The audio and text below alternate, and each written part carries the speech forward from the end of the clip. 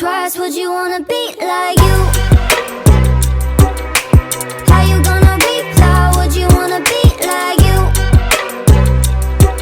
Ain't no reason to be mean, like, would you wanna be like you?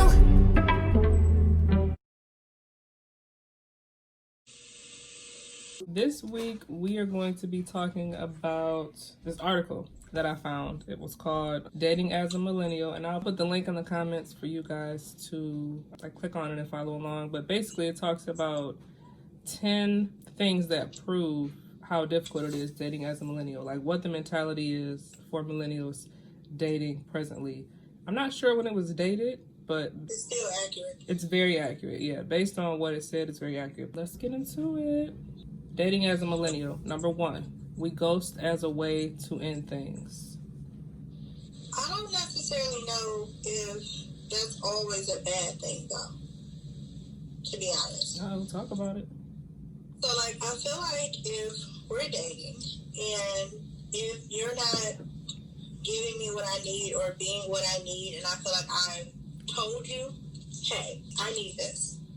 I need you to give me this. And I'm giving you ample opportunity, and you haven't done it. I said again, hey, I know we've talked, but we're still here.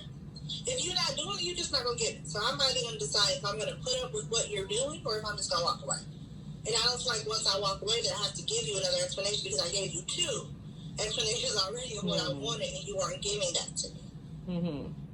I don't know if this statement is with consideration of letting someone know exactly how you feel. I just think it's like, hey, we met up, we hooked up, and I'm kind of straight. I don't owe you a response. I think a lot of the issue with millennials is we feel like we don't owe anybody anything.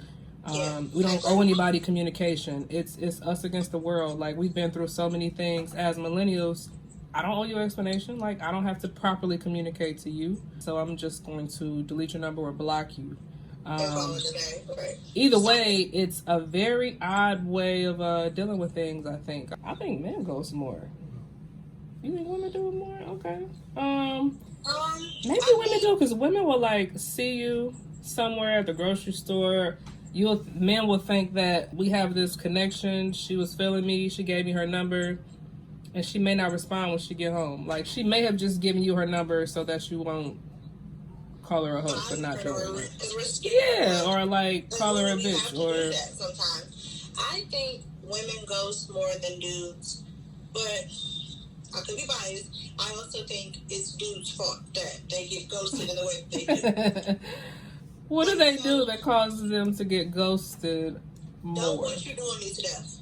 Don't keep saying when we gonna link up and you're not really planning us to actually do nothing. Don't try to Netflix and chill extremely early. I don't want to come to your house on the first time. No, I want to go somewhere. I'm not even saying that you have to pay. If you just want to say let's link up and hang out as friends, fine, let's do that. But I don't want to come to your house and sit on your crusty ass couch and I can sit on my own couch. I don't want to do that. Right. Put some thought into a date. Try to impress me. Yeah, if you what you doing me 3 times, the last 3 things we had started off with that, I'm gonna be like, okay. Yeah. It's not it's not for me. So I think women do ghost more, but I think for the most part it's because chivalry is dead. It's not our fault. Chivalry is dead for whatever reason. I just feel like guys just do not know how to talk to women nowadays. What caused that? Just social. We can see rappers talking to women any kind of way, and that's what everybody look up to nowadays. The proper guy or the cool guy or the great guy gets the short end of the stick. They want to be the one with the money and the hood.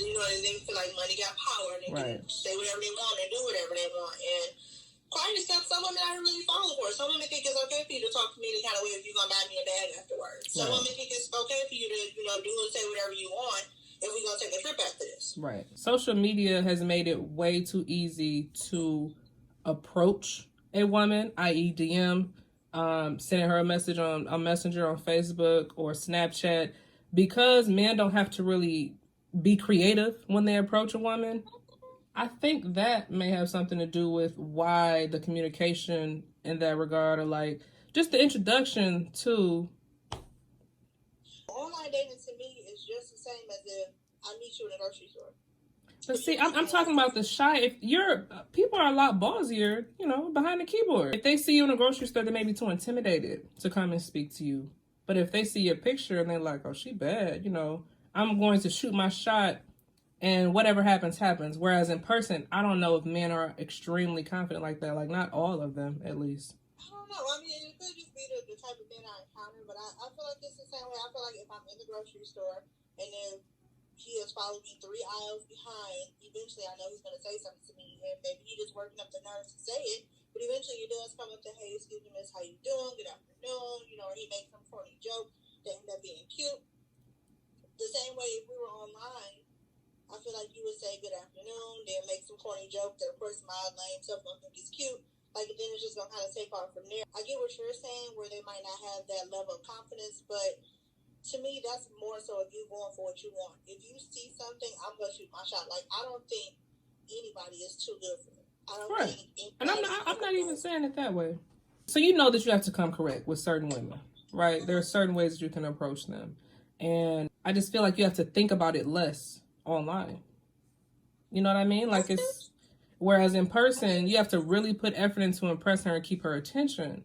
But if you're just shooting her some characters, some text, I mean, well, you gotta keep my attention online too. Yeah, I mean, yeah. Walk away from you or stop talking to you in person. I'll do it online. But I also think the one downfall, which could also be in person as well, is that you don't really know what someone's doing online. Like, if I'm meeting you in person at that current time, I have your full attention. Like, you're talking to me, you're fully focused on me. If you shoot me a DM while you waiting on me to reply, you could be shooting another girl a DM, and then now you carry back and forth between us. So I don't have your full attention, so you're not really interested in getting to know me, or maybe you are, but you also are sidetracked by something else. You know what I'm saying? Right. Number 2 says we're hyper focused on sex. I agree. I think that the end goal isn't relationships, marriage, none of that stuff anymore. The end goal is to see who I can hit, who I can, be laid up with and do my thing with, and then on to the next. Like, I do feel that way, and that's in men and women. Like, I know women who just be like, I only wanted him for the head game, or I only wanted him to, see what their mom do. So, I think that can be true. I don't want to keep putting all of this on social media, but it's very hard to not. But it is though. Because social media is so present. Influential too. Right now. Yeah. I think that, just how revealing and how open people are on social media and how thirsty people are, like the thirst post, it makes it very easy to become just focused on that, because that's all women are doing is selling sex that way. Just trying to gain these likes. For the most part, that's all men see certain women as. It's just sex. Like, all I see you as is not necessarily a person, but you're somebody to do something with. Okay, number 3. And this one is crazy. Like, I remember feeling this way when I was dating. We're in competition on who can care the least. I think there's so much hurt being pushed around. Like, you hurt me, hurt people. You've hurt me, he's hurt me, she's hurt me. I'm going to hurt the next person. Maybe not on purpose, but it just somehow happens, or maybe it is on purpose, because I don't know how else to deal with certain situations. It does become a competition. Like, people have become so heartless in this dating game. And it's always, I'm going to hurt you before you hurt me. I'm going to make sure I leave this situation feeling less affected than you do. I agree, and it's also a lot of people don't like to show their emotions because of what the end result might be. Like, so I might feel a certain way about something, but if I feel like you don't clown me about it, or if you're not gonna take it seriously, or if it's just not important to you, I'm gonna keep it to myself. Like, why even waste my time to go through this whole, everything with you when I'm not gonna get what I think the end result would be? I'm just gonna keep it to myself. Right. So I agree for sure. Number 4. We're too strategic about our responses. I am the queen of, if you send me something, I will read it, I will type a response, but I will hold off for a second. I'll give it a minute. Think about it. I have to read it again and be like, okay, yep, that's how I feel. Or, oh, no, I don't feel that way anymore. I feel this way. Or, oh, this sounds better. I should have said this. It's not necessarily strategic in a way to be like mean or demeaning or something like that. It's just literally me. I want to make sure I say the right thing. Like, I want to make sure I give the impression or get the context behind what I'm trying to say, directly to the person. That can be one, but another one can just be who got the best game. Like you said, this, yeah, or who can keep the conversation going with the wittiness of the responses. Like who just has the better response. Like it's all. I feel like it's a constant one up kind of thing.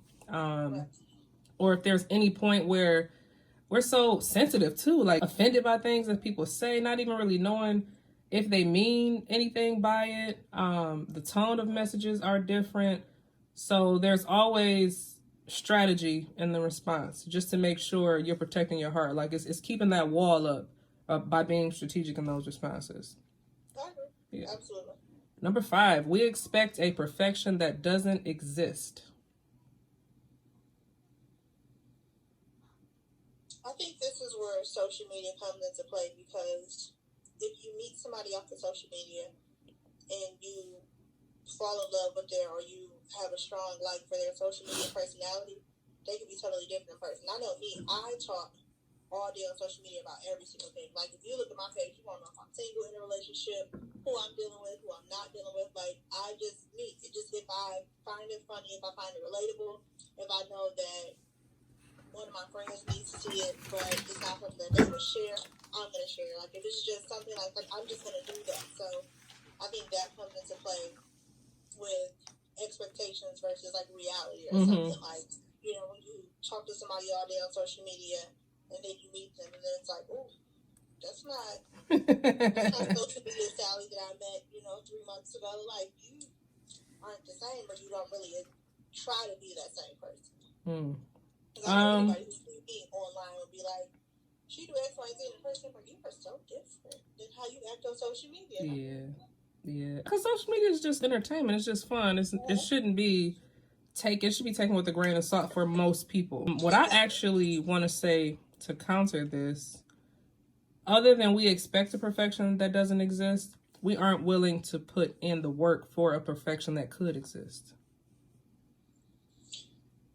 I mean, that can depend on your level of perfection, because maybe that level of perfection is something that you're always going to want to strive for, or that level of perfection doesn't exist, or the level of perfection could be what you are right now. Like in your mind, you could be what you think is the perfect, I see that.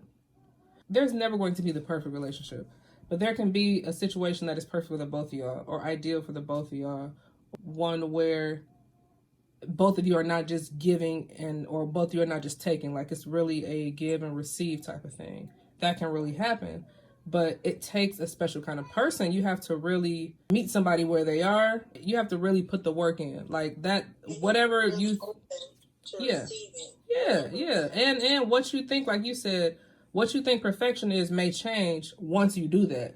But if you're not even really willing to put in the work, if the first thing that they do sets you off and you're not patient enough to try to really understand where they're coming from or what they've been through to, I don't know, I guess give you that response. If you're not really willing to like really put in the work, that perfection that you think is out there, you're probably never going to find. Like it may not even exist, but there has to be some level of work put in. And I think that's one of the biggest things with like us as millennials. It's just, if it don't work out, I will find somebody who will do it. Like, I'm not about to keep putting up with this or that.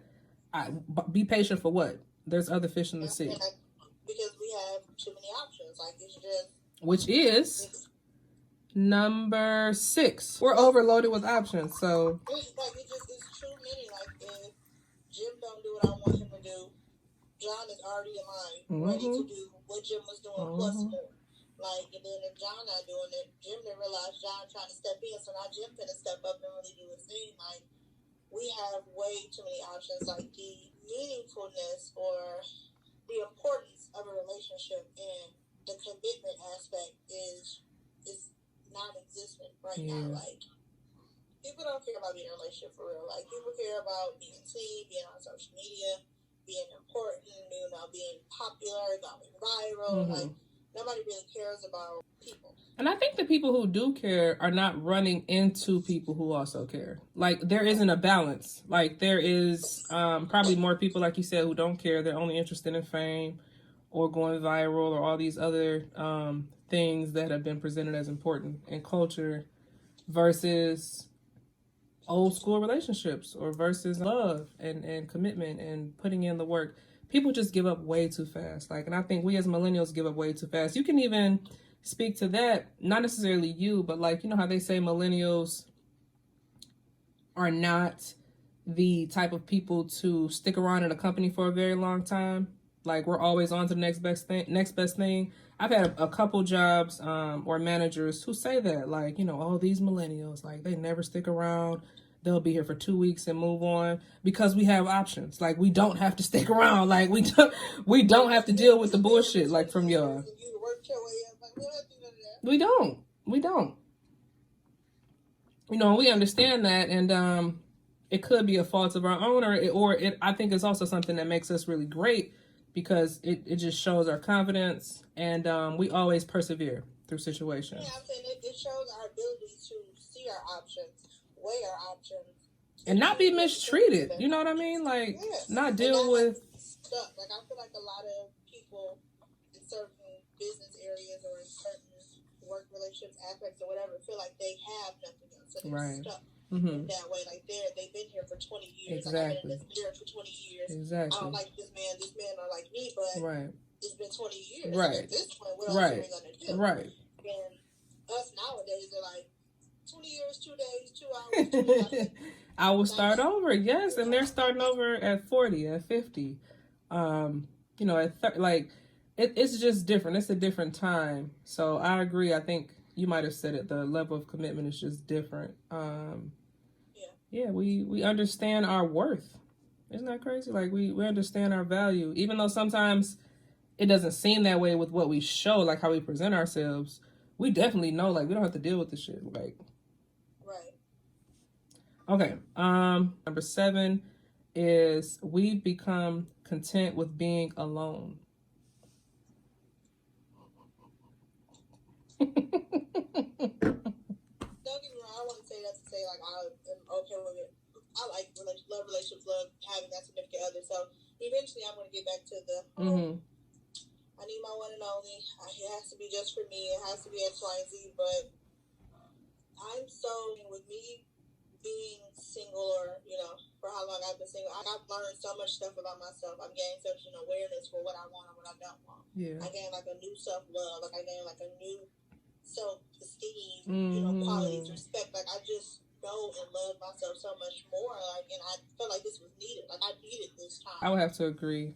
When I was dating, I had gotten to a space where if I was to never be married, or if I was to be single for the rest of my life, or if I was to be that rich auntie, I had gotten to a place where I was like okay with that. Like, I wasn't like seeking a relationship or marriage or anything before meeting him. Even when I met him, like, I was still just content with never finding what I thought love could be. So I would have to agree. Like, I think content with being alone is true. Yeah, like, once you stop looking and you start realizing, like, I'm the catch. Like, I'm not looking for anything. I'm waiting to be found. Or if I'm not found, I need to have myself ready for whenever that happens. Yeah. That's when it happens. I definitely agree. I feel like me being single, as long as I've been single, gave me time to, like, find myself again. I feel like with being in a relationship, you, like, kind of lose yourself.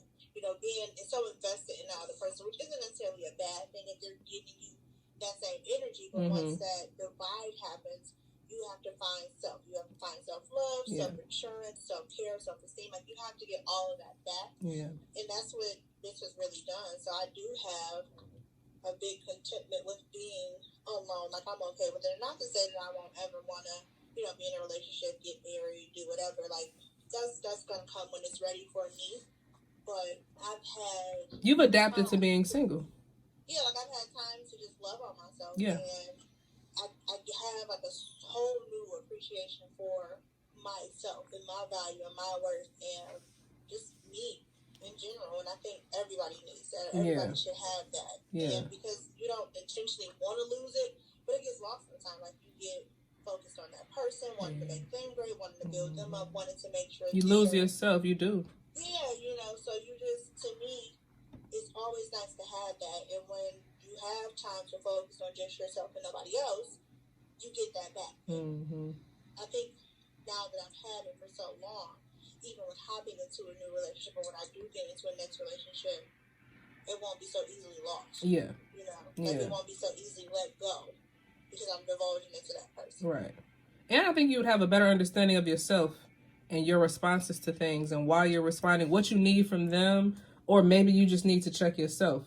You know what I mean? To keep the situation afloat. So I agree with you. I think that time in between being in a relationship really allows you to grow as a person and understand like really who you are. Okay. Number 8, we're always stuck in a gray area. That's interesting. Always stuck in a gray area and never really take the time to ask to get out of that gray area for fear of what you're going to do. Like, so we don't know what we are, but I don't want him to tell me that, oh, we just doing this and I'm doing that, so I'm just going to let it ride out to see how it goes. I don't want my feelings hurt. Is that what you mean? I'm saying I want my feelings hurt. Like, so we vibing and we kicking it, you know, on my end, I think everything is good. And I might want to take this further, but I don't know if you want to take this further because you can just be kicking it. So I'm just going to see where you at. Like, I'm just going to ride the wave. I'm going to wait for you to say. I'm just going to enjoy the moment and then wait for you to say something.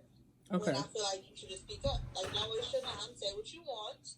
And if he's not giving you what you want, or if he don't feel the same way, are you going to get there? Do you need more time? Yeah. Is that not what you're looking for? Right. Like, it's okay to go with the flow sometimes if that's what you're looking for, but once you reach a different pillar than what the initial relationship was supposed to be or the initial situation was supposed to be, you need to have that open line of communication to say, this is kind of took a turn for me. Yeah. You know?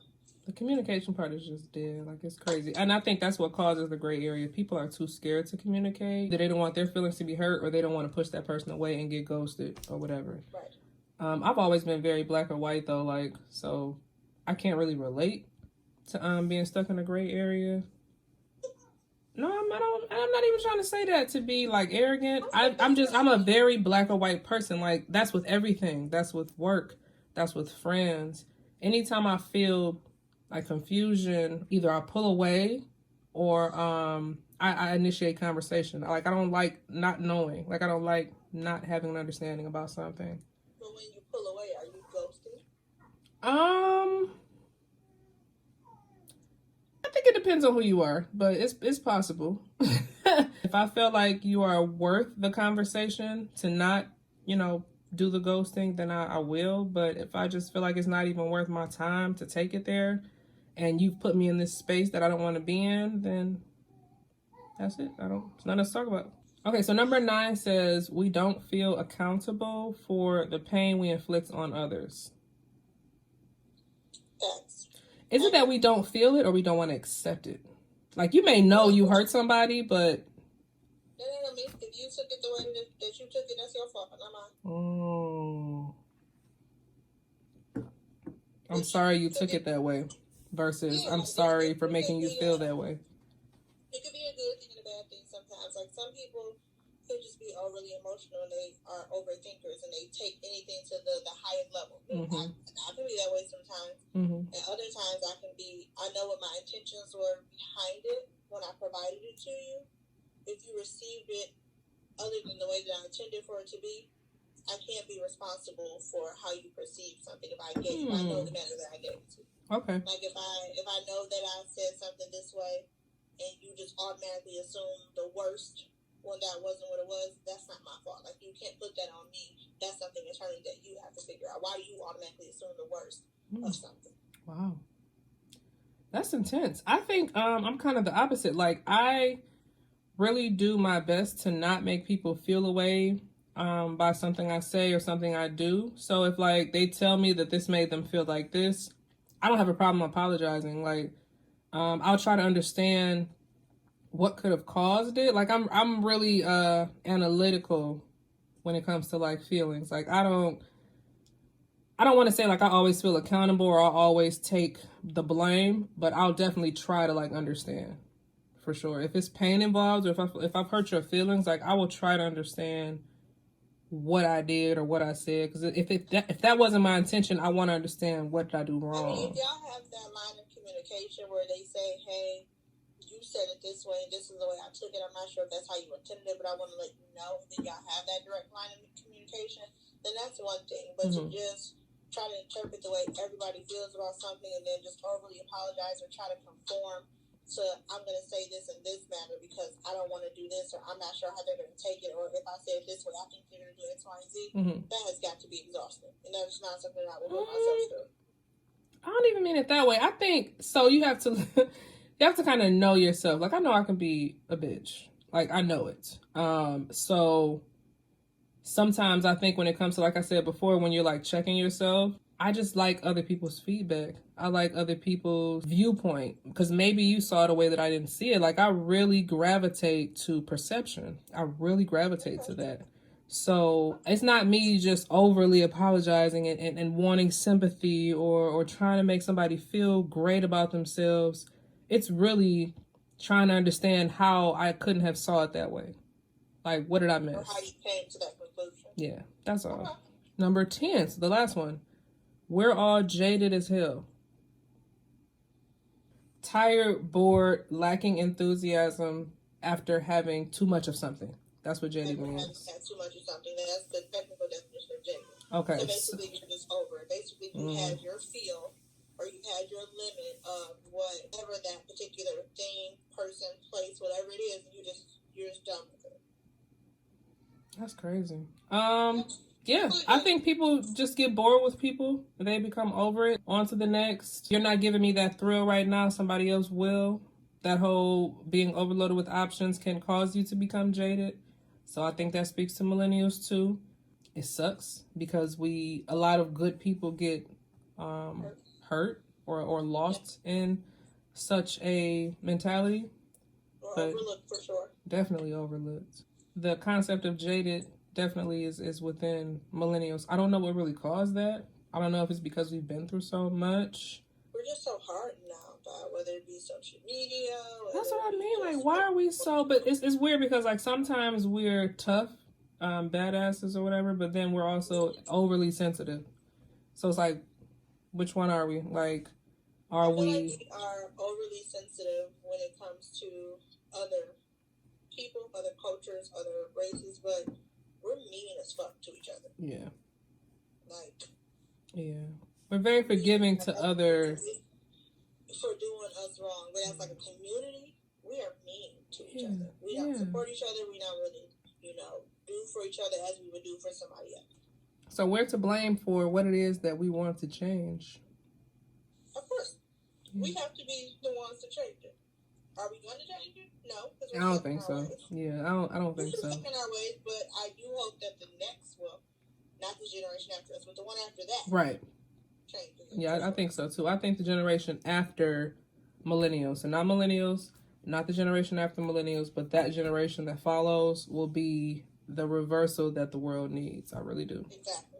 I do too. Let's hope.